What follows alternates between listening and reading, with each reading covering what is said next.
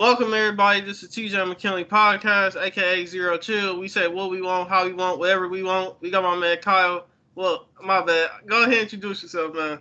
Well, that's okay. I am Kyle, so you got that correct, TJ. Kyle Senra with full press coverage, going for 2 Live. Right now, currently writing a couple articles for the league winners as well as Fantasy Six Pack.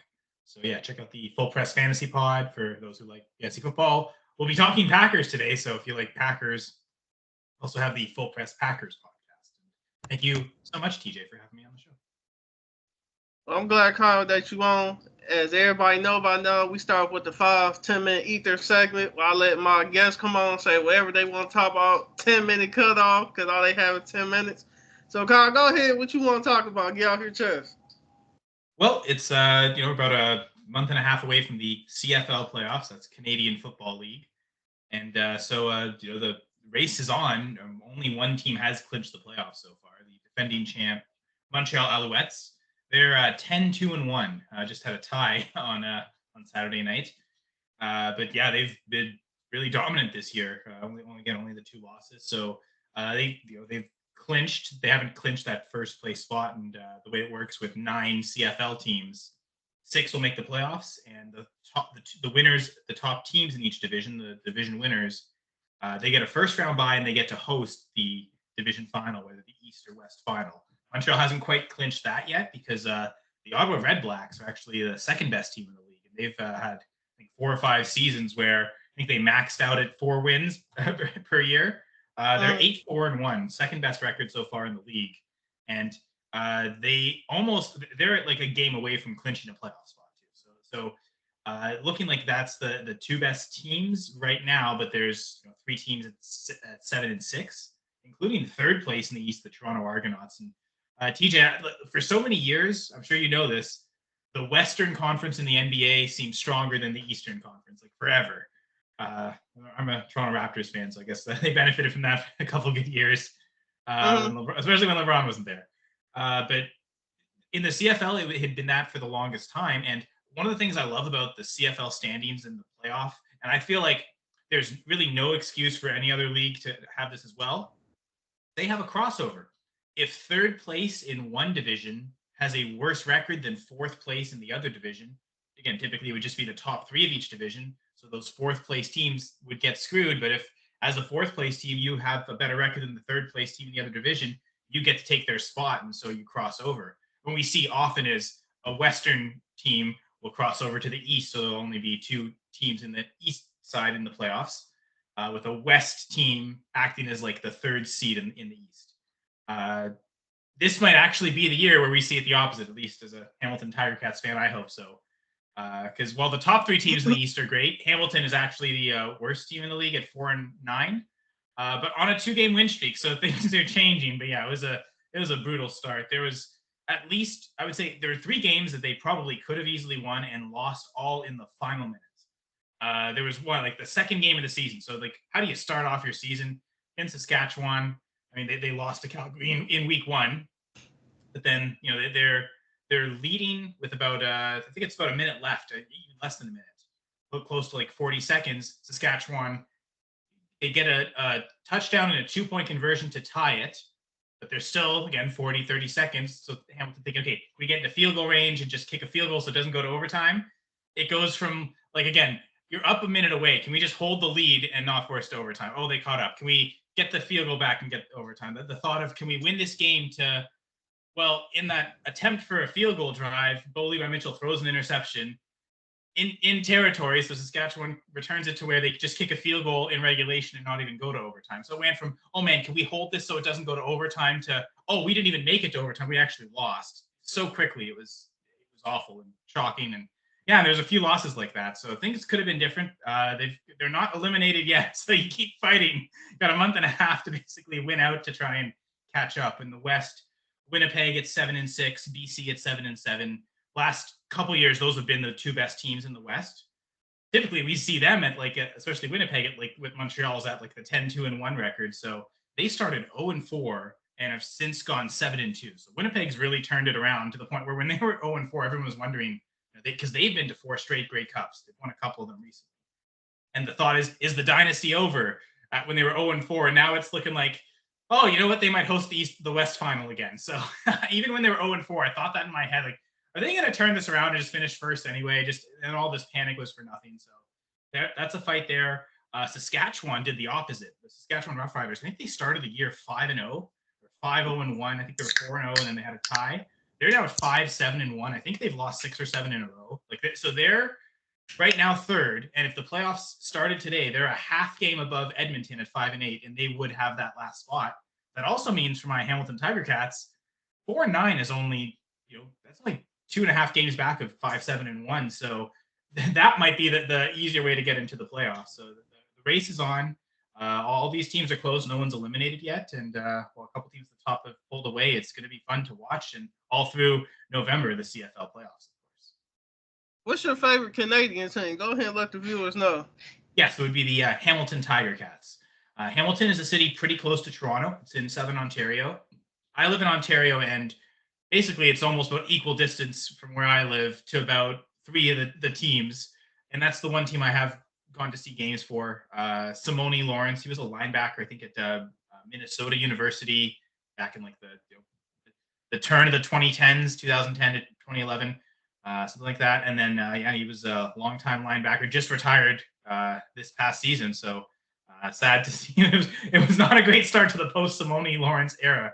With this 2-9 start to the season, now 4-9. So hopefully they can keep this win streak going and claw their way back into the playoffs as good Tiger Cats teams should. All right, Kyle. Kyle got his Ether segment in. Let's go ahead and start with the pod. So, Kyle, number one topic on hand, the Tua, I ain't gonna say his last name, Tua situation. Do you feel like the Dolphins need to move on from Tua, and what do you feel about his injury? Oh yeah, so Tua Tagovailoa. I mean, to be honest, I feel like the Dolphins are. I mean, they're committed, right? Like they chose to give the contract, and I feel rightfully so. Tua's been a pretty good quarterback whenever he's been on the field. I know there's a lot of metrics where he's pretty high on in terms of like quick delivery, but also downfield accuracy. He certainly has the weapons around him with all the speed on that team, both the wide receivers and now the running backs. I think. I don't know. I think he's a pretty good quarterback, and Brock Purdy, I think, is the victim of this too. The stats look so good. We talk about the surrounding talent. I think we're about to find out though, like with Skylar Thompson over a few starts, what is he going to get, and how many, how close are his numbers going to be to Tua's? And I think we really see the value there. I think the question all comes to Tagovailoa himself. Like, what does he want to do? And apparently reports are he doesn't have any immediate plans to retire. But I guess, with all these, and this is what I believe officially, this is his 3rd concussion in the NFL that we know of. I mean, there could be others earlier in his career. So I'm certainly glad he got the big contract. And enough of that guaranteed as well. So at least he's, kind of in a position where it looks like he's looked after for the rest of his life. It's you also want him to have a long, healthy life. So, I guess my concern in the situation is, in terms of like me speaking on what he should do, is I've never played organized football. Maybe backyard with friends and stuff like that. But other than that, I've never played football. Certainly never coached it. I'm also not a medical professional, so I'm like the last person who really has like a good say on what Tua should do. Ultimately, I know there's been a lot of talk of people saying, should the NFL institute rules about this? Should he be forced to retire? I think. The person whose opinion matters the most is Tua himself. And, with a lot of concussion symptoms, it is self-reporting, like some of what you have to get diagnosed. So, like, he's the one who lives in his brain and he knows how he's feeling. So he'll know what he can handle. I certainly hope he doesn't rush himself back, even if Skylar Thompson isn't doing so good and they're losing games and he feels like he has to. If he just, because and with the protocol, it's once you're symptom-free, then you can start gradually coming back to practice. I hope he really doesn't try and cut corners and like lie about symptoms that they would. Some of the stuff they can detect, but some of it is, how are you feeling? How is, like, do you have headaches? Are you feeling something? And those are the ones where players can kind of skirt the truth, right? They can kind of lie about those, and it's tough to detect. So other things, not so much. They look at the eyes when you're dealing with concussion, like light tracking. So there's certain things that are clues to it, but there's also stuff that players have to disclose. So I just really hope that Tua doesn't feel any pressure, and feel like the Dolphins organization shouldn't, and like they definitely shouldn't. I feel like for reasons of his long-term health, but also the ethics of the player, pressure him into returning before he's ready and before he truly passes the protocol. The complication is, like, I remember as a Packers fan, one year Sam Shields got a concussion. It was week 2 he got the concussion, and the next year in training camp he was still dealing with concussions. Hockey fans will know Mark Savard took a massive hit. Matt Cullen, I believe, hit him. It was kind of blindsided. He missed the rest of that regular season, missed the first round of the playoffs, came back for game 1 of round 2, scored an overtime winner, and you could tell he rushed it back because he didn't. I don't think he played a hockey game again after that. And a couple years later, he talked about he was still dealing with them. So any one concussion could be a career ender in that the symptoms last so long that you never get back on the field. So that's the risk anytime. So we really don't know. So his career might already be over in that sense. Like, this could be a concussion that just never goes away. And my problem with the Tua situation is, first you ran to Damar Hamlin. Hold on, did I freeze up? All right, first you ran to Damar Hamlin. Damar Hamlin did not run to you. So I seen the video. Tua was running, and he put his head down, and he ran to Damar Hamlin's stomach, and then you just fell to the ground. Man, it's not like it was a head-on collision or you got hit from the side. Man, you just fell. I feel like Tua, he's scared to get hit. And like I've been saying on multiple podcasts, the Dolphins is a championship Super Bowl team. Your slowest receiver is running a 4.4. Dude, there should be no reason why is you even running the ball? If anything, you should just be, you see what Mahomes was doing. Throw it short to the tight end, throw it deep to Tyreek Hill. He need to go on the Patrick Mahomes formula. Just throw the ball deep, 50, 60 yards. I know you can do it because we seen you at Alabama. He was doing it at Alabama. Was you watching them games? I don't really watch college, no, but I did watch tape on him. He looked really good. We know you can throw the football, so man, why is you throwing it? Why is you even trying to run like you Michael Vick 30, 40 yards? Bro, just throw the ball. Well, so I think it's obvious because he's talked about it, right? Like, the reason he's doing this is because he loves football so much, and I'm sure he loves the paycheck it comes with. 4th down, 4th and 4, you're doing everything you can to win. You've chosen to not kick the field goal, so you've got kind of no other option. And to be fair, he got the first down on the play. Like, DeMar made the tackle technically after first down was gained. So, like, it was the right call. But to your point, like, running head down, head first, like, technically that's supposed to be against the rules, right? Because the NFL kind of instituted that a couple of years ago. Like, they'd severely penalize that, the defenders and offensive players leading with their helmets. Doesn't seem like it ever gets flagged, though, and it feels like stuff like that is the exact reason why. I think it was a really similar injury to I think the Steelers linebacker whose career ended on the hit, and I think it was a lot of it. Ohio State linebacker. I know you're talking about. Yeah. Shazier. Was it? Yeah, Ryan Shazier. Yeah, exactly. Yeah, good call. Good pull. I mean, it was similar, right? He led with the helmet down, and with him, it was not even the concussion; it was the neck injury that's still affects him to this day, it seems like. So, like, that's part of the risk.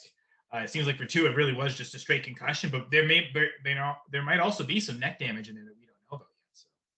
So. Man, Tua, though, just sit down. So let's go injury reserve for the season, too. I get it. You already got your guaranteed contract, so it ain't like you got anything to worry about. It's just like, man, your health is more important than football. Trust me, there's been a lot of athletes who came out and said, man, I wish I would have just sat down. So you playing the hero ball. The hero ball, that's cute. It's like you trying to you're not winning no MVP. So, bro, just sit. It's only week 2.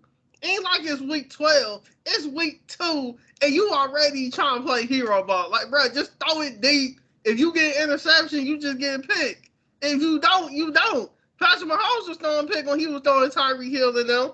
Okay, it's part of the game. Like, bro, stop trying to think you Vic and just throw the ball. Like, well, yeah, I don't want to feel like I'm slandering nobody, so we got to move on. We can get into the real X's and O's discussion of the Dolphins offense. Like, because that happened in the red zone where things are tighter and you can't use the deep space, right? Like, because a deep pass when you're 10, 15 yards away isn't really going to serve much purpose, right? So those deep concepts they can't really use in the red zone. So that's just an offense that they struggle to translate that speed into the red zone. Man, it's like this. We gotta move on from Tua situation before it get hectic. Oh yeah, this is a discussion about a lot of things, health, philosophies of football and life, and then again we can get as simple as just the X's and O's of the offense. But yeah, there's a lot of people talking about it, so exactly. You've heard a lot of opinions, folks. Tua, you just need to be more careful with your health. Moving on.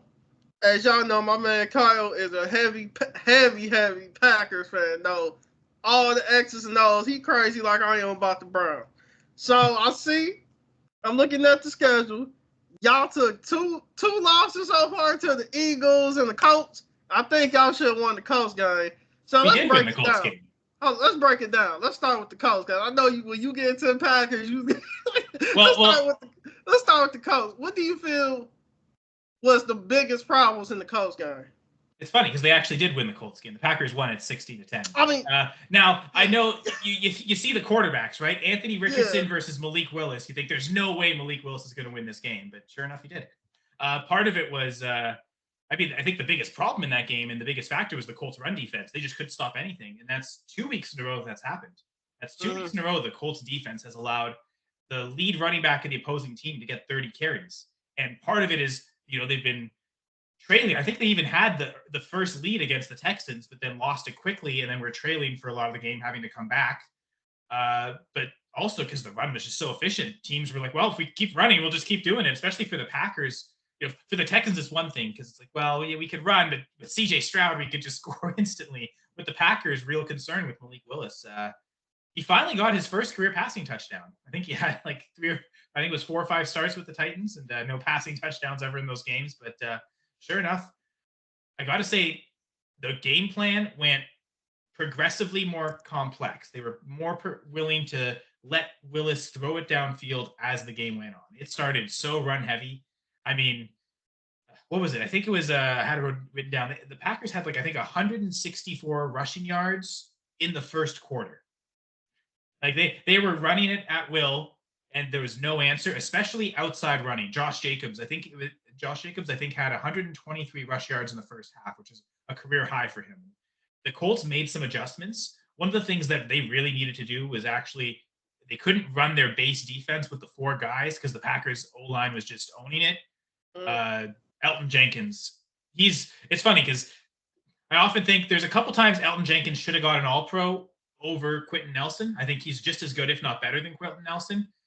I think this game proved it because Nelson, they the time of possession, it was 40 minutes to 20 minutes essentially. Like they doubled up the Colts, and in the first half it was even worse. It was I think it was 5-1.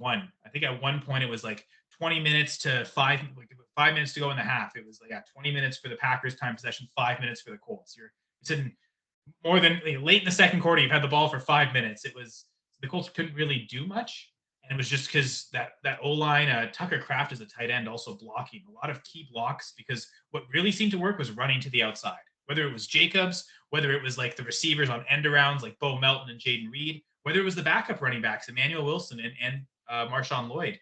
Willis even a couple times ran. You could see that Willis was really trying to, when he was scrambling to escape the pocket, he was still keeping his eye downfield looking to throw. So he was, I think at Liberty, college well, right? It seemed like he was a really electric playmaker at Liberty, and he had to kind of do it all himself. And he even talked about that, where he had to kind of learn in the NFL to trust his teammates. And it seems like he's really learned those lessons. 12 for 14, 2 incompletions the whole game. Yeah, he only threw 14 passes. He did what he needed to. And you could tell they were a little concerned at first. Let's ease him into it. I think his first 3 passes of the game were screen passes. So that was the whole offense. It's either running it or a screen pass, which is essentially more running. And then eventually they let him throw beyond the line of scrimmage. And actually, I think it was the second pass beyond the line of scrimmage he made was the touchdown, his first career regular season NFL touchdown to Dontavian Wicks of all receivers. It was a good pass. It was an out route where the coverage was there. If it was Kenny Moore, he had inside leverage, and he was in position to kind of undercut the throw and pick it off. And it would have been it probably could have been picked if Willis was not on time and not accurate with it, or if he was a little bit to the inside. But he put it right in the perfect spot, right at the perfect time to Wicks. With more thinking he has a chance of the interception, he goes for the interception, which allows Wicks then to run it into the end zone. And no one else could get there in time to stop him. So it was like a perfect execution. It gave me a lot of confidence to think, okay, the Packers, like I was saying earlier with the Dolphins, don't need to rush Love back. I think Malik Willis, with how well he played, he earned the right to start against the Titans. You give Love that extra game. You get the Vikings in week 4, big divisional game. You can that week kind of decide what Love's, like the shape of his knee, the MCL, how much it's healed, and if you think the risk of re-injury is reduced enough that you can send him out there. But I think for sure, let Malik Willis go against his former teams, the revenge game narrative on the Titans. Like he's saying, man, you drafted Will Levis to replace me. You brought in Mason Rudolph to replace me. Like, I just won a game here, and you guys still haven't won. So let me go win another one and put you guys to 0-3. I think I saw, as the game went on, better confidence and really good accuracy. And those were the things that was the question. His passing accuracy, decision making, really under duress and also with clean pocket. If he could really run an NFL offense, and I'm convinced Malik Willis can. Do you want him to be, is he one of the 32 best starters? Should he be an every week starter from now on? I'm not sure of that. Super happy he's on the Packers, though, because I feel like Sean Clifford, I know some people were calling for them to go to Sean Clifford, a rookie from a couple of years ago.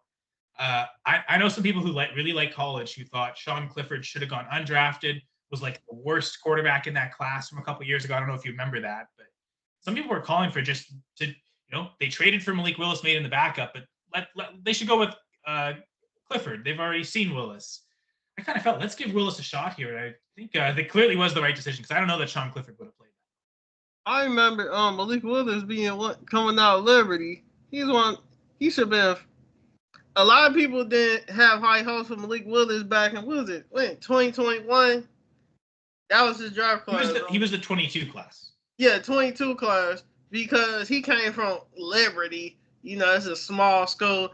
Okay, it's a lot of quarterbacks who come from small schools, but he was a dual threat type quarterback. He can run and pass the ball deep. So, but I get a lot of teams feel he only had that 1.5, half good season in college. So, but yeah, him getting his shine, I think is well deserved. I believe a lot of people already on him heavy but it's only his first game. Ain't like he been playing like starting. It's only his first game as a starter. And for all we know, if the Packers, they already paid Jordan Love. So if the Packers move on from him, you best believe another team. It's 32 teams in the NFL. A team is going to have Malik Willis starting, especially if he keep on getting these W's, even if it's close wins. Okay, we not gonna act like the Packers got a top 5 offense in the league. Like, yes, it's good defense, offense. It could need some improvements. The point is, Malik Willis did good. Yes, y'all beat the Colts. My bad, 16-10. Yeah, but don't you feel as if? Okay, what do you feel the problems on the defense side of the ball? Because I see y'all was paying a lot of players guaranteed contracts throughout the 3-4 years. So what do you feel on the defensive side of the ball the Packers need to do better? I guess just to finish up on Willis, it's a good news that I believe the Packers still have another year after this. So they get Willis for all this year, and then next year is the last year of his rookie contract. So they really get 2 years with Willis, really cost control to go along with this expensive Jordan Love contract. And all these expensive players they paid for on the defense, just signing Xavier McKinney, who instant returns, already 2 interceptions in his first 2 games with the Packers. So way to steal that from the Giants. Giants arguably lost their best offensive and defensive player in free agency, losing Barkley to the Eagles and then losing McKinney to the Packers. So super grateful for that. The rookie Bullard as well. So those like completely like new safety room to go with this. A lot of the corners, really all 5 of the corners on the active roster were all on the team last year. So the cornerbacks remain the same for the secondary, but the safeties is where all the changes were made. So now you've got Evan Williams also made a couple of good plays, both on defense and on special teams for the Packers. The Colts, I mean, it was 16-3 up until the Colts scored a touchdown late. 16-10, it's the 1-score game. They go for the onside kick, and Evan Williams, smart play, recovers it immediately. So the 4th-round rookie giving initial dividends, like to positive returns on drafting him. And Javon Bullard, a second rounder, I believe he was with Georgia last year. He's played a lot of snaps. He's been targeted quite a lot. He's made a lot of good tackles. Seems like the first, yes, I shouldn't say targeted a lot because there weren't a lot of pass attempts in this Colts game, but certainly the Eagles, they were targeting a lot of the middle, whether it was Keyshawn Nixon or Javon Bullard. It seems like, okay, with Jair Alexander, Xavier McKinney, the speed of Eric Stokes, we're going to target those two as the kind of the weaker secondary players. And it feels like Bullard stepped up. He hasn't allowed it really any big plays. He's playing sometimes as a free safety, sometimes as a strong safety. So they're already kind of giving him a lot of responsibility. So certainly I don't think that you asked about the weakness. I talked about what I think is the strength of the defense, but yeah, the weakness to me does kind of seem like it's the linebacking core. There were some kind of mistakes in coverage. Edgerrin Cooper, he was a second rounder. I believe he was at Texas A&M last year. He's made some good plays, but they've also, he's not playing full snaps because he's also made some mistakes. So they're trying to kind of rotate him in with Isaiah McDuffie and Quay Walker as the linebackers. Walker, he was from Georgia a couple of years ago. I think he was part of that first Bulldogs team that won 2 years ago or 3 years ago now. I can't even remember the first one of the back-to-backs. He's come in and he's made a lot of tackles. He's also made some mistakes in coverage. Sometimes he over-pursues. He's a really good athlete, but sometimes feels like not quite always in the right spot. So sometimes, the weakness of the Packers still probably is the run defense. Sometimes how they're using the linebackers, because there was a play where they had Quay Walker covering Michael Pittman, which this was a thing last year with the old defensive coordinator where there was a big weakness to the defense was that the slot receiver ends up getting covered by a linebacker. And I thought with Jeff Hafley coming in, we'd see that avoided entirely. I think we only saw it once or twice, but even that's too much. So I feel like, the linebackers are kind of the weakness of the defense, I think. I was going to say the depth of the defensive line, because for years it was, Kenny Clark, dominant interior defensive lineman, but he's the only defensive tackle that really impacts the game. Devontae Wyatt, who I believe another one of those Georgia guys from that first championship team, they took him in 2 years. He's really underwhelmed. I think he might have had his best game as a pro this game against the Colts. He was, whenever Clark was taking double teams, he was kind of he was beating his one-on-one man, whoever was blocking him. He was getting pressure. He even got a sack. I think last week, one of the times Hurts fumbled the snap, he went and recovered it. So his instincts are getting good too. So if he can really pay off on the first round pick that they drafted as him and be that next interior piece so teams don't have to just entirely focus on Clark, there's another threat. I think that's great.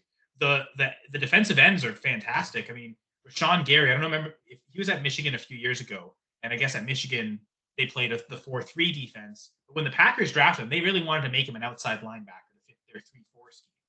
And I felt he played it well, but it seems like the last couple of games he's really rediscovered his role as a pure defensive end like he had in college, and it feels like he, you never forget how to ride a bike, right? It feels like he's got on that, and so Preston Smith, fantastic. What edge rusher, he can play the outside linebacker, defensive end. He can fit in any scheme. So Preston Smith's awesome.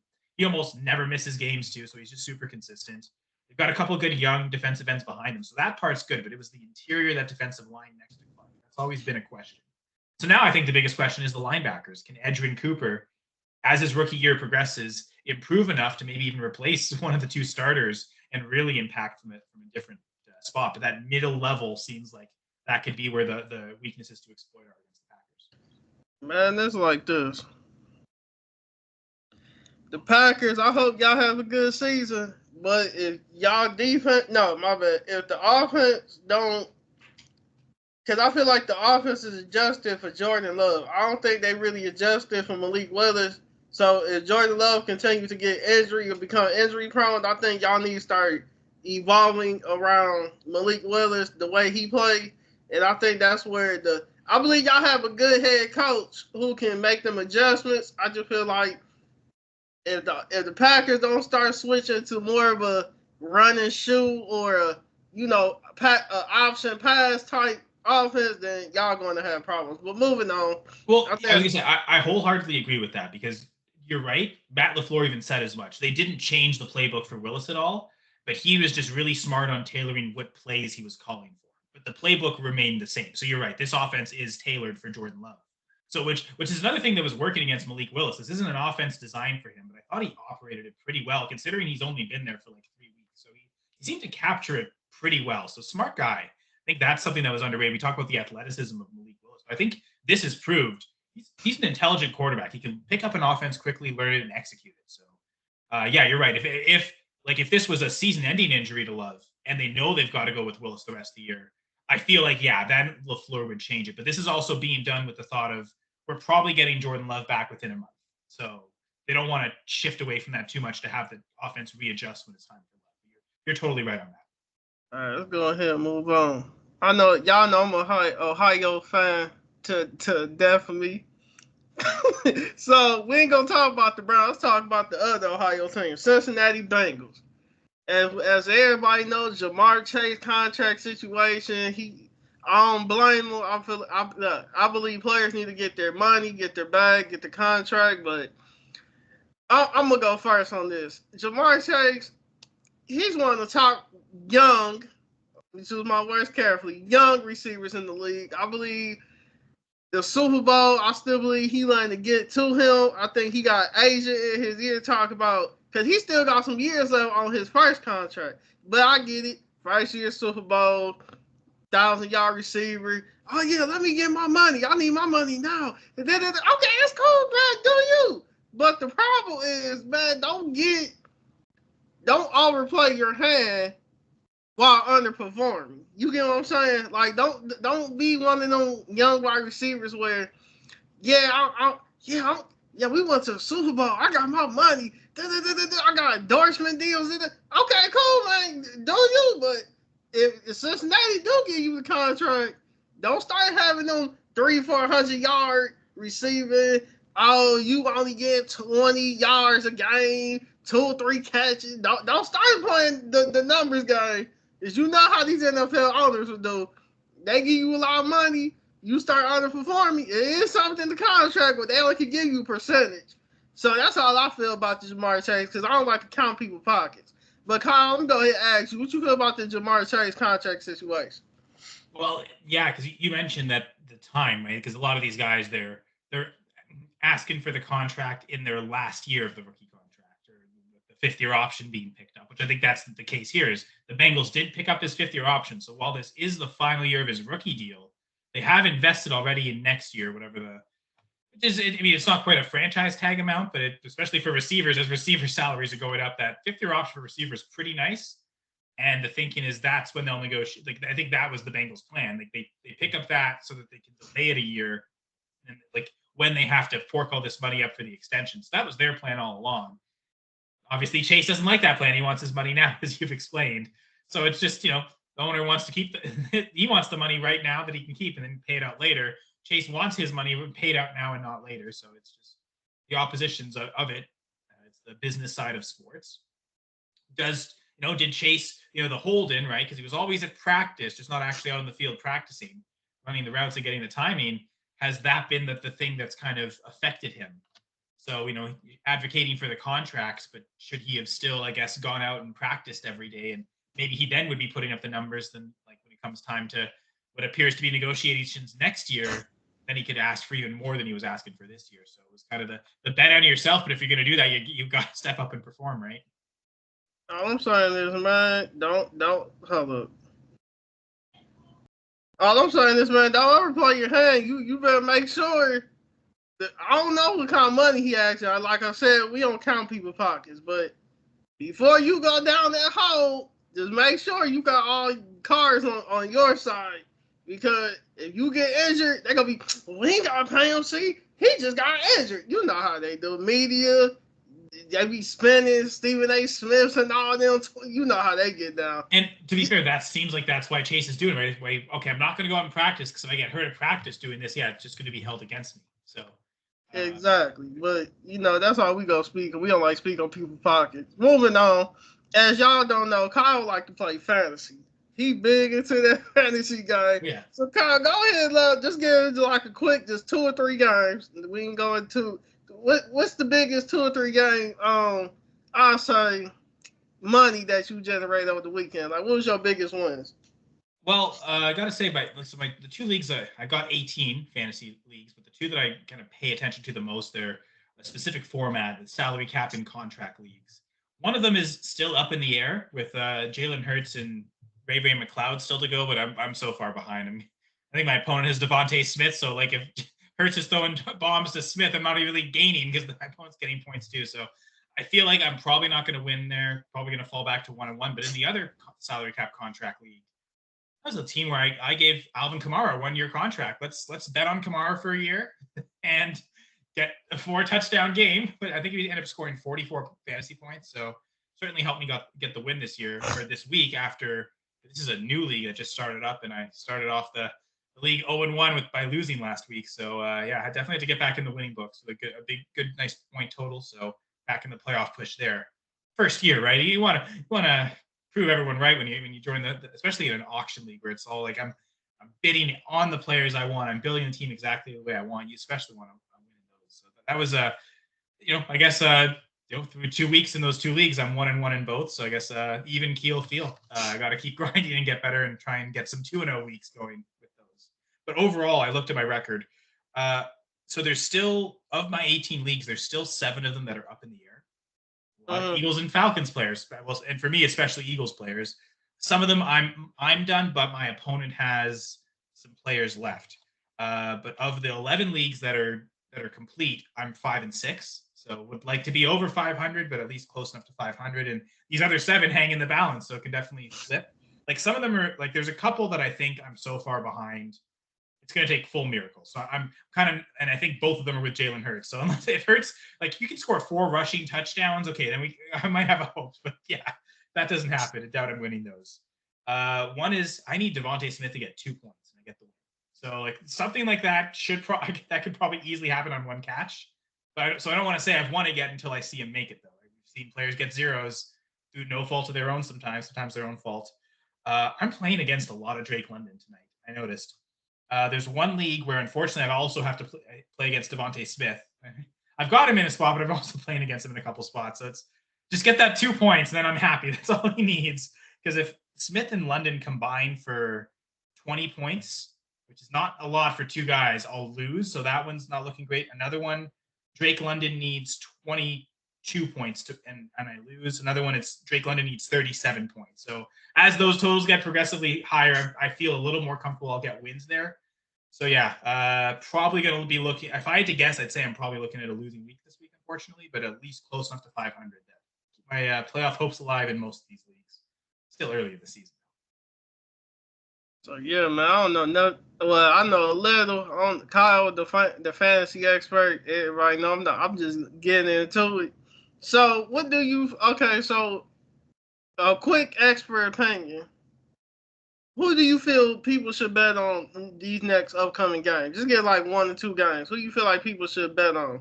Well, if Cooper Kupp's going to be hurt, it seems like if there's any of the Rams receivers left, whether it's Demarcus Robinson or Tyler Johnson, those 2 seem to be good bets that they'll just get a lot of targets. So if you've got those guys, I think you can also start feeling comfortable putting them in your lineup. So right off the top of my head, just knowing that their top 2 receivers are out, those next 2 up are good.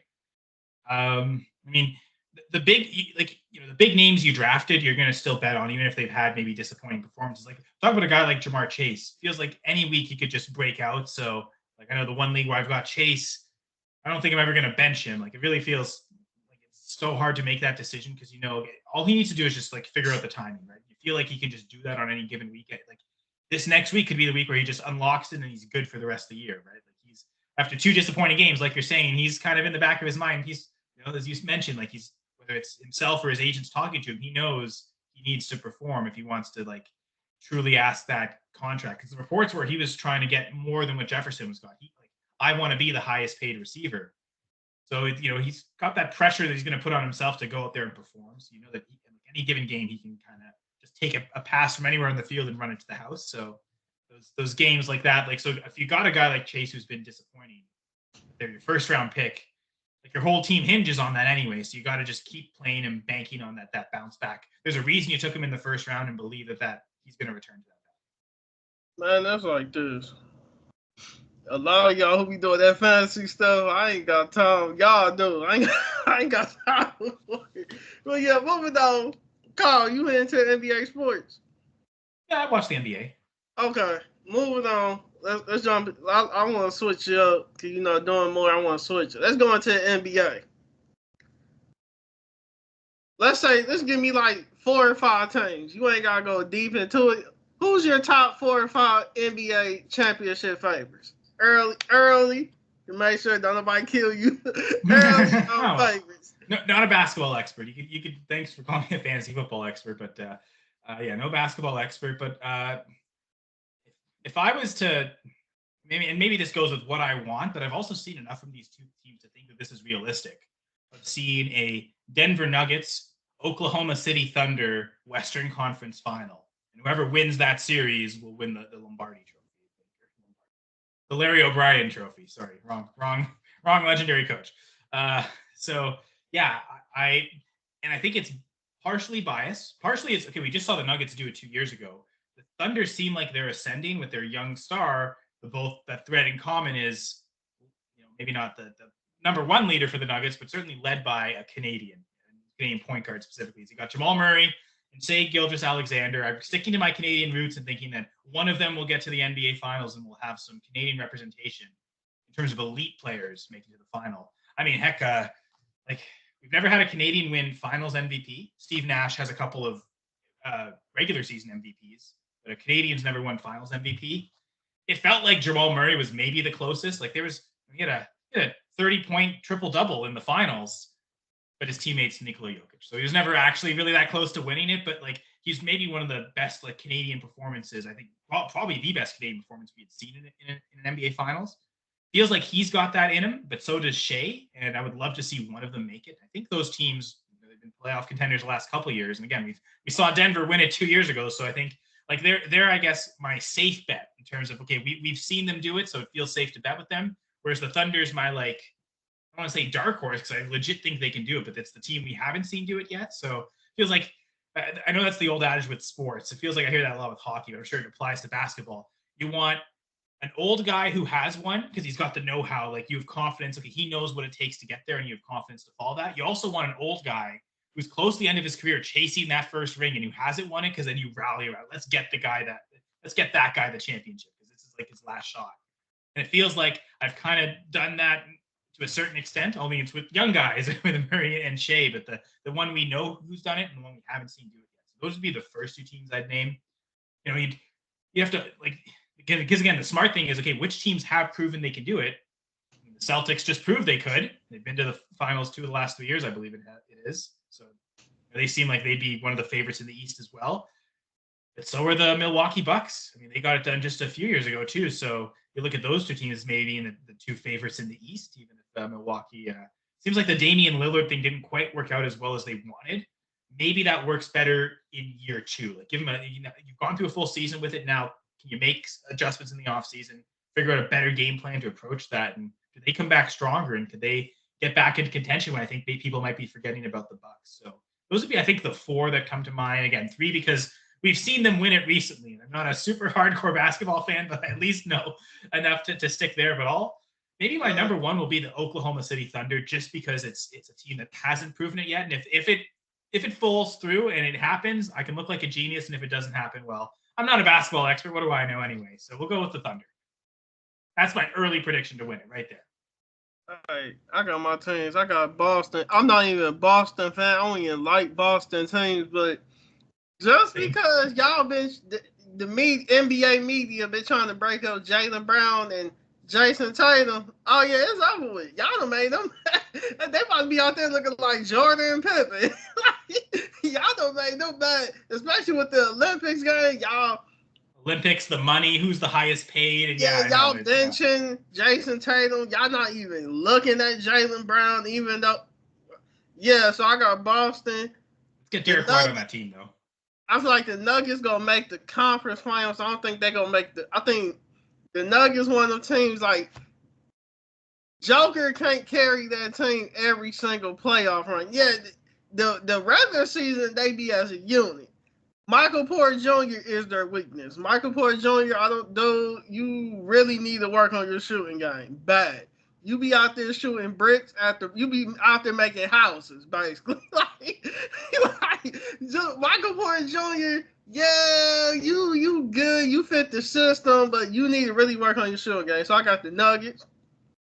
Cleveland, of course, just because we got young and I'm like, I don't want people to say I'm favoritism. So I'm just gonna say Cleveland. Next team, Donovan okay. Mitchell. I mean, you don't come across guys that good. So that was a stroke of genius to go out and make that trade. Like that's really what pushes you into contention windows. I mean, you get a guy like LeBron, obviously that does wonders. Not to say I don't think Donovan Mitchell's LeBron, but we've also seen him come up huge in the playoffs before. Yeah, I go in detail because the people be saying I be showing favoritism. Okay, see Thunder. Oh yeah, like you just said earlier, young up and coming team. Shea 38 height because y'all cheated him like Shaq said on TNT. Y'all cheated him out that MVP for Jokic, Joker, whatever y'all calling him. Yeah, so I got OKC. My other team, I How got. does Jokic have more MVPs than Kobe? Like, I know he's great, but that doesn't make sense to me.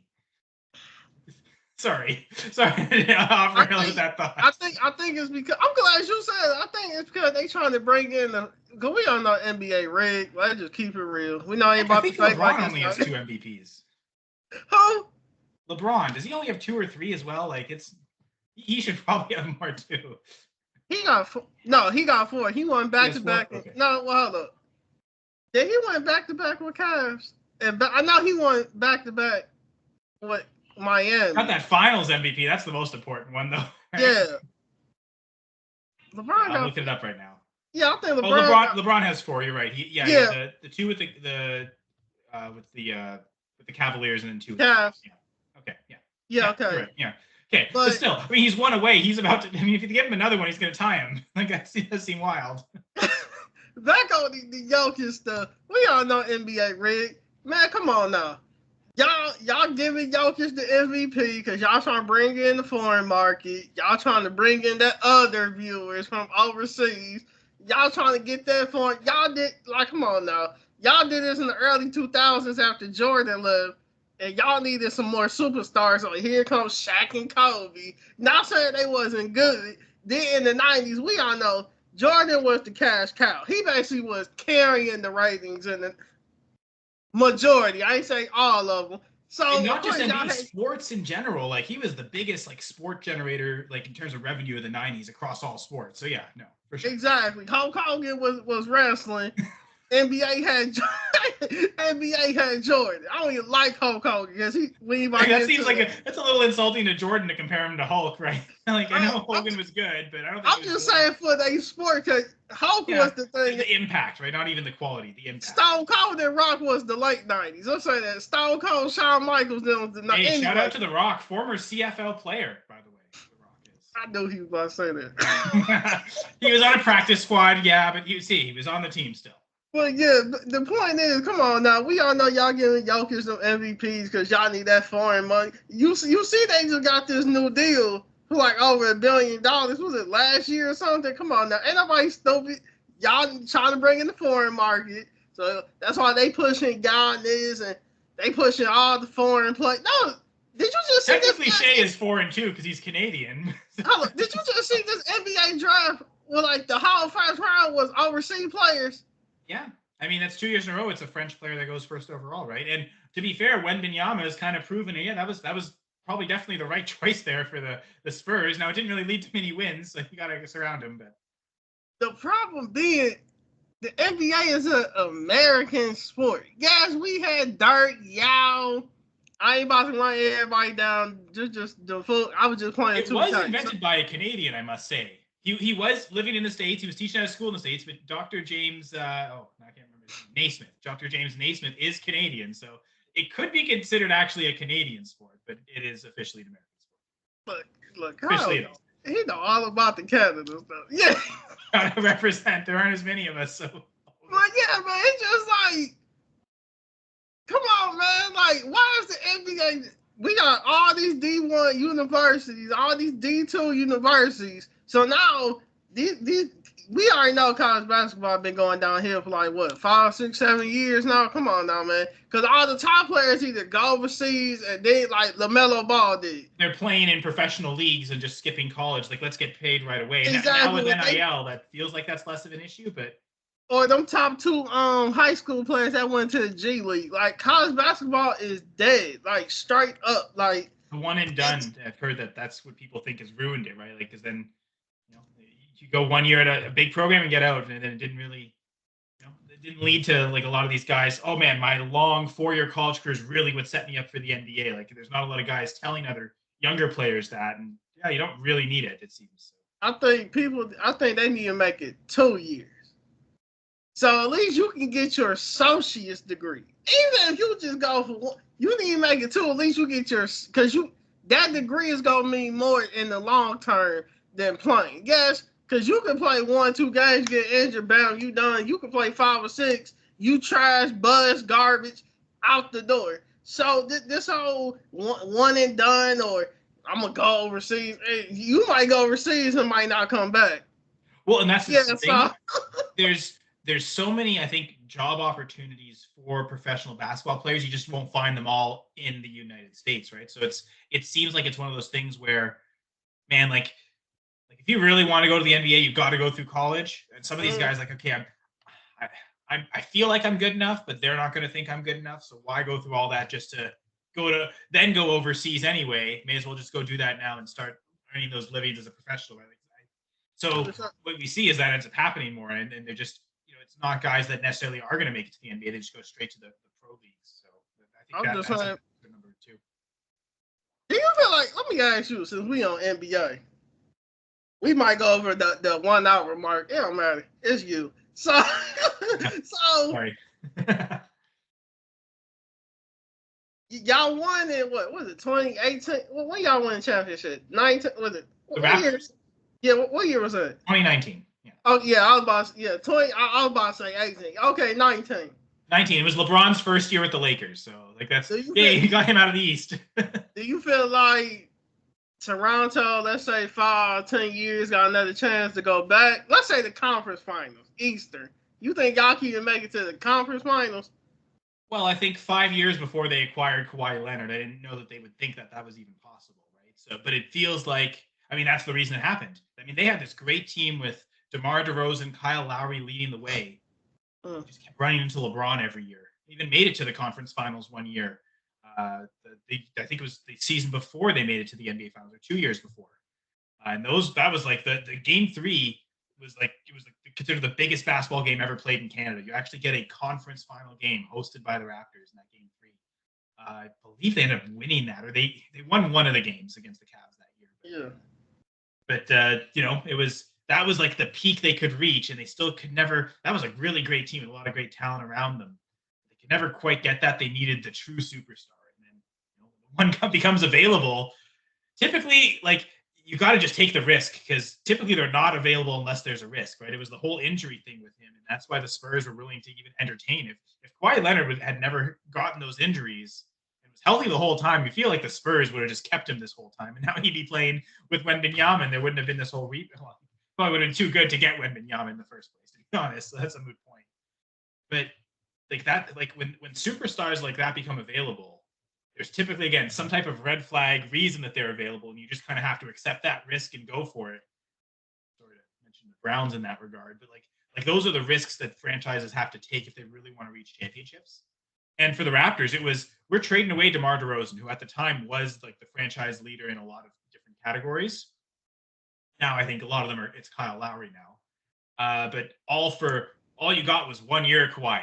And it seemed like he was legitimately close to re-signing with them, but ultimately just wanted to return. Like, the pull to get back to LA was just so big for him, and that's why he's with the Clippers to this day. But it seemed like he was frank that he enjoyed that 1 year experience with Toronto so much, even though he was really hesitant when he first found out that's where he was going to be traded to. I think he liked the team, the players around him, I think the coaching and the medical staff too. And they kind of let him, I mean, that was the year they let him have the load management. Like, I think he only ended up playing 60, 65 games in the regular season, but he also avoided minutes. But yeah, for the Raptors, it took trading for a superstar like Kawhi Leonard to get a championship. And it was so worth it because he got the one championship, but it was all for this 1 year. And now they're left with Scotty Barnes. And I like Scotty Barnes, but I don't think he's Kawhi Leonard's superstar. So And right now, it feels like he's almost going to be Chris Bosh. Chris Bosh with the Raptors was a great player, but he was a great player on such a bad team that he could never, as good as Bosh was, could never even lift them to the playoffs. And it feels like Barnes is going to be the new version of Chris Bosh, where he's going to be a franchise player for years, but the team around him is going to not be good enough, and he's just not going to be able to get the results that are needed. So unless they can, because that was the big flaw with Chris Bosh. I mean, like, they had a first overall pick that they pretty much wasted on Andrea Bargnani. Like, he wasn't, like, he didn't bust out of the league entirely, but he was never a first overall pick caliber. So, like, they also made some mistakes when they had chances to have franchise-altering players. Getting Chris Bosh was great. But that was, like, the only good move they made in that era. Getting Scotty Barnes seemed to be good. But now Masai Ujiri really has the task. Now that Fred VanVleet's gone, they traded away Pascal Siakam. Like, that was a guy you thought could, like, be an all-time great Raptor for his whole career. Like, all the remnants of that championship team are gone. I think, yeah, OG Anunoby's gone too. Like, literally, they've got no one left from that championship team in 2019. We're only sitting 5 years later. That entire team is gone. Some of them have retired. Like, some of them are older players. There's still guys in their prime, and it's completely gone. So it feels like the Raptors, they're not just a Kawhi. Like, if you put Kawhi Leonard on this team now with the Raptors, it's probably not good enough to win a championship. Good enough to make the playoffs, sure, but to truly go on that run, feels like there are 2 or 3 players away from that. So you're saying 5 to 10 years. That seems rich, but 5 years before they got Kawhi Leonard, you would have never thought they'd get Kawhi. Because 5 years before that, he was winning Finals MVP with the Spurs at such a young age. Like, man, he's like on a same team with Tim Duncan. He was the Finals MVP, and Duncan was still playing really good. So, like, it showed, like, that kind of caliber level. You would have never thought 5 years later he was going to be on the Raptors. So we're maybe 5 years away from some superstar becoming available, and that's the opportunity the Raptors jump on. But it seems like that was a once in a lifetime opportunity that I'm so thankful that they took advantage of and won a championship, because that might be the only franchise championship. I mean, there's teams in a lot of sports that have that one magical year, that one cup run or that one Super Bowl run. They get it, and then that's it, and they never get back. Think of the New Orleans Saints. They've only ever participated in one Super Bowl. You had to play against Peyton Manning in it, so you had a big challenge, but they took advantage and won it. And that's there forever. Also feels like the Saints are pretty far away from winning, although actually maybe not after these first 2 weeks where they put up 40 points. One's on the Panthers, but on the Cowboys, that's pretty impressive. So maybe we should start thinking of the Saints as legit contenders, but it feels like the Raptors might be one of those teams. I'm trying to think who else in the NBA is like that. Like, who's a one-time team that only has that one franchise title? I think Portland has like a title back in the day, but like it's like in the 70s, so I don't know if that counts. Feels like the Raptors might be that for a while, unfortunately. So my last topic for the day, we got the Monday Night Football game tonight. Just to be a last topic. Eagles versus Falcons. What's your input on it? Basically, what you think about the game? Well, no AJ Brown, I think, is big, but with Devontae Smith and maybe Jahan Dotson, they've got 2 first-round wide receivers. Hopefully, one can return on that promise finally. Is that enough? Again, combined with Saquon running against this Falcons defense, can that be enough that they'll win even without AJ Brown? I tend to think so, because it feels like that Falcons offense, they need something to change. They either need Cousins to just, because it seems like he's not 100%. I think that's the main thing. He looks bad. It also looks like he's still in the recovery process of that Achilles tear. He was only 10 months ago. Maybe close to 11 now. But it feels like he's still maybe a few weeks away from getting back to close to prime Kirk. Maybe not prime, but close to an average version of Kirk Cousins than what we saw in week 1. So either that, or if that recovery process takes too long, do we start seeing Michael Penix? But either way, right now it's super hard to have faith in this Atlanta offense. So I think the Eagles will win, personally, but yeah. I mean, I'm biased. They just beat the Packers, so of course I'm inclined to think they're a really good team. Truth is, though, they are a really good team. We saw them in the Super Bowl 2 years ago. I think you think Kirk Cousins is going to be able to carry that Falcons team? I mean, we know Jalen. Well, I hope Jalen can with the Eagles. You think Kirk throughout the season going to be able to carry that Falcons team? I think, again, with enough time, he'll recover well. But now that he's like, it's, if you take 12 months off and then you come back, maybe you're more recovered than if you take 10 months off and then you, like, that last month of that recovery, you're playing through it. It might delay that a little bit. to this point, I'd have to say no. I think something's going to have to change. Again, whether it's like he just miraculously gets better all of a sudden or, again, a quarterback change. And if they lose tonight and they go 0-2 with the Saints and Bucks both going 2-0, this division doesn't feel as easy to win as it seemed like before the season. Like, we've seen the Bucks win it like 3 or 4 years in a row now. Baker looking to prove last year wasn't a fluke. Derek Carr, maybe this is a fluke, but it seems like he's already on pace to have his best season ever. We'll see. Like this new offensive coordinator there, Clint Kubiak, I think is his name. Seems like he's designed that offense well. Kamara looks like he's having a career resurgence. I already talked about him earlier in the fantasy topic. I'm glad I invested in him in some fantasy leagues. So it feels like it's already kind of stacked against the Falcons. And Kirk, frankly, like if it really gets off the rails so quickly, he might not have time to make the recovery, and they might just go to Penix. Like I feel like that's started to become likelier than not that Michael Penix is going to start games for them this year, and that the Kirk Cousins era in Atlanta is not going to last a full season. Man, that's one of them type games where it's like a lose-lose situation because I don't think nobody really got high expectations from both teams in this game. It's not one of them, we'll see how you do in the playoffs type games. It's just one of them early season matchups. My problem with the Eagles are you have a Super Bowl type team playing like a bottom feeder, like they trying to get a first round pick. Like the Eagles just, it's like y'all got highlight moments, but it's no consistency. It's no, we gonna keep on running up the scoreboard or we're going to keep on it's just like you just, it's like one of those type teams where you have a lot of big name players from college who done now came together in the pros, but you're not playing like you're supposed to. The expectation level is high, but you're playing like you supposed to be in the Super Bowl and you playing like you barely supposed to make the playoffs. Like, come on now. Is that the problem you see with the Eagles, or is that just me? Well, that almost seems like your same point with Jamar Chase, right? You get to that Super Bowl earlier in your career, you have those expectations on yourself, maybe putting almost too much pressure. Like they feel like they want to get back to the Super Bowl in one game, and you can't. You have to kind of go through the process. I do wonder, with A.J. Brown being out, does that force them into some situations and some solutions where they really figure things out, and then they're better for it once Brown is back?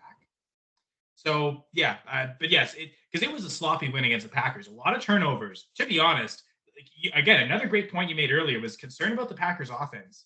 They came alive in the second half offensively against the Eagles 2 weeks ago. But the first half, I mean, they had a 6-0 lead, but that was 2 turnovers. I won't even want to say forced, because one of those was literally Hurts fumbling the snap, but I think it might have been a bad snap by Jurgensen, whatever it was, and Devontae Wyatt recovering it. So that's one. The other one was a Xavier McKinney interception. It was probably a risky pass from Hurts. He probably shouldn't have thrown, but they still capitalized.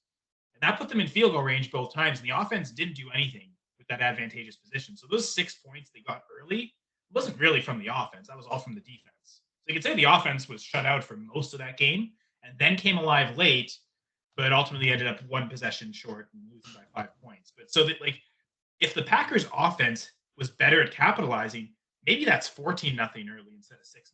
So, yeah, I think it was sloppy start for the Eagles. They ultimately got the win, though, and I think that's a mark of a good team. And they clearly didn't play their best. It was against a quality opponent, and playoff team from last year. Got further in the playoffs than the Eagles did, to be honest. And you still got the win, even playing bad. I leave there with some positivity because I'm sure they know what they need to work on, and if they can work on those things, it does feel like they can get back to the Super Bowl. So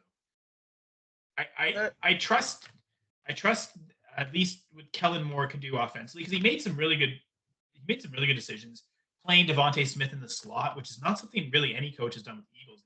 He's been so good on the outside that they've left him there, but that's something I think especially comes into play tonight. They're going to feature Devontae Smith probably. So that one league where I need 2 points from him, perfect. I should get it on the first drive. That one league where I need him to score less than 20, that one's not looking so good. That's like this, man. Eagles either better get their stuff together right now, or you're going to be trading your big-time players for the first, second-round draft picks. It's just flat out. The Falcons is a team. It's like, you know them teams where they'll get a Hall of Fame player at that one position, but then all the other positions be trash. That's the Falcons, I believe. I don't even know who the Hall of Fame player is, though, so it doesn't even sound like they have that either.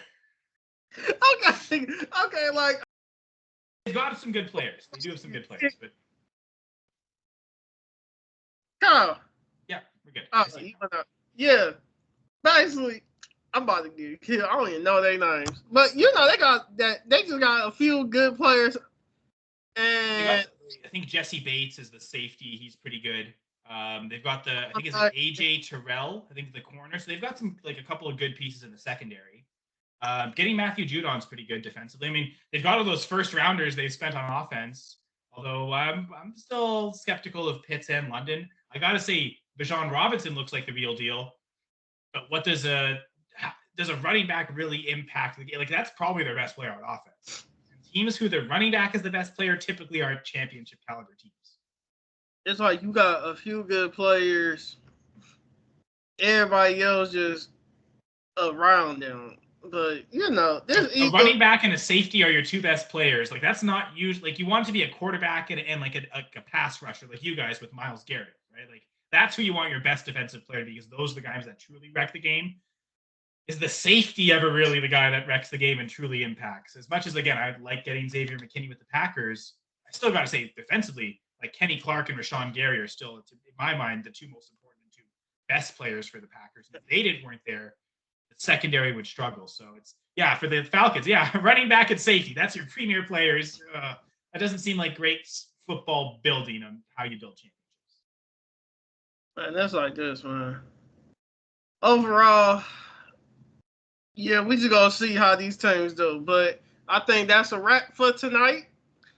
This is TJ McKinley Podcast. Kyle, go ahead and let them know where they can find you at. So you can follow me on X at Senra Says. Write for a few sites, fullpresscoverage.com. It's where you can find my fantasy football rankings. The league winners, I'll write a Packers preview article every week, so I'll be writing about them and the Titans this week. Fantasy Six Pack is where I'm going to, it's kind of an advanced fantasy football article looking at usage inside the 5, trying to help it to predict touchdowns. And starting week 5, I'm going to have matchups, defensive efficiency inside the 5 versus offensive efficiency. I'm going to use the implied totals that Vegas sets, the odds makers and their lines, and try and combine it all together to kind of give a score to show likelihood of players scoring touchdowns or not. So it's a way to kind of help with fantasy football ceiling upside performances. So you can find that article every week at Fantasy Six Pack. I've got a few podcasts, Full Press Fantasy Pod, Full Press Packers Pod, and with the Going for Two Live network, I host the Monday pregame show, and at the time of recording, we're 58 minutes away from that show starting, so got some time there. So tonight we're talking Eagles Falcons, where we'll be talking every Monday night game every week over the course of the regular season. I also do the Sunday morning show for Going for Two Live. We go on at 11:30 Eastern and talking a lot of people's start-sit questions for their fantasy football teams. On Monday nights, it's 7 p.m. Eastern, so an hour before the games, although a couple of these double headers are starting at like 7:30, so it's a half hour before those games. But should be fun. A lot of season. Looking forward to another great NFL season, and looking forward to continuing to interact with you, TJ. Thanks so much for having me on your show. Yeah, I'm about to do these week 2 NFL game recaps after this tonight. But this has been TJ McKinley Podcast. We say what we want, how we want, whatever we want. Everybody already know this by now. And thank y'all for watching. Y'all watch this far. Like, subscribe, retweet, comment, whatever y'all gonna do. And thank y'all for watching.